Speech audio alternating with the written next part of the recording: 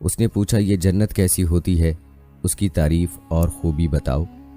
نصیحت کرنے والوں نے جنت کی وہ صفات جو انبیاء کرام کی تعلیمات کے ذریعے ان کو معلوم ہوئی تھیں ان کے سامنے بیان کی۔ تو اس نے کہا مجھے اس جنت کی ضرورت نہیں، ایسی جنت تو میں خود دنیا ہی میں بنا سکتا ہوں۔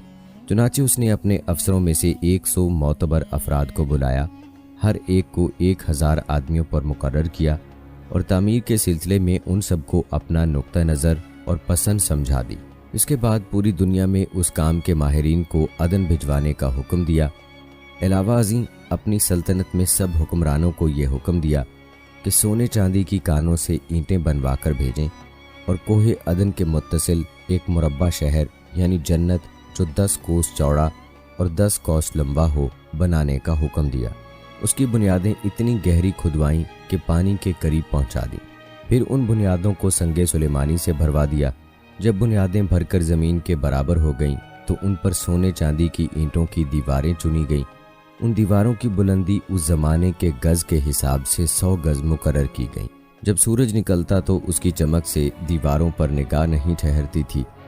یوں شہر کی 4 دیواری بنائی گئی۔ دوستو کہا جاتا ہے کہ اس 4 دیواری کے اندر 1000 محل تعمیر کیے گئے۔ ہر محل 1000 ستونوں والا تھا اور ہر ستون جواہرات سے جڑاؤ کیا ہوا تھا۔ پھر شہر کے درمیان میں ایک نہر بنائی گئی اور ہر محل میں اس نہر سے چھوٹی چھوٹی نہریں لے جائی گئیں۔ ہر محل میں حوض اور فوارے بنائے گئے۔ ان نہروں کی دیواریں اور فرش یاقوت، زمرد، مرجان اور نیلم سے سجا دی گئیں۔ نہروں کے کناروں پر ایسے مصنوعی درخت بنائے گئے جن کی جڑیں سونے کی، شاخیں اور پتے زمرد کے، ان کے پھل موتی و یاقوت اور دوسرے جواہرات کے بنوا کر ان پر ٹانک دیے گئے۔ شہر کی دکانوں اور دیواروں کو مشک و زعفران اور عنبر و گلاب سے صقل کیا گیا۔ یاقوت و جواہرات کے خوبصورت پرندے چاندی کی اینٹوں پر بنوائے گئے جن پر پہرے دار اپنی اپنی باری پر آ کر پہرے کے لیے بیٹھتے تھے۔ جب تعمیر مکمل ہو گئی تو حکم دیا کہ سارے شہر میں ریشم و زردوزی کے قالین بچھا دیے جائیں۔ پھر نہروں میں سے کسی کے اندر میٹھا پانی، کسی میں شراب، کسی میں دودھ اور کسی میں شہد و شربت جاری کر دیا گیا۔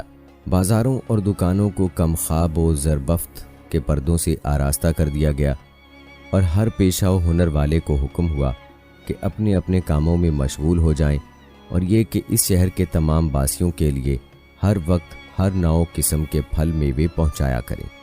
212 سال کی مدت میں یہ شہر جب اس سجاوٹ کے ساتھ تیار ہو گیا تو تمام امراء و ارکان دولت کو حکم دیا کہ سب اسی میں آباد ہو جائیں۔ پھر شداد خود اپنے لاؤ لشکر کے ہمراہ انتہائی تکبر اور غرور کے ساتھ اس شہر کی طرف روانہ ہوا۔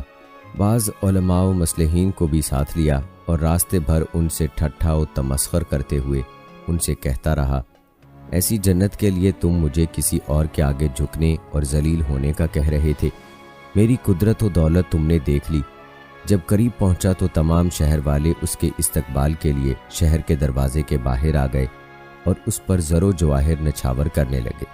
اس ناز و ادا سے چلتے ہوئے جب شہر کے دروازے پر پہنچا تو روایت ہے کہ ابھی اس نے گھوڑے کی رکاب سے ایک پاؤں نکال کر دروازے کی چوکھٹ پر رکھا ہی تھا کہ اس نے وہاں پہلے سے ایک اجنبی شخص کو کھڑے ہوئے دیکھا۔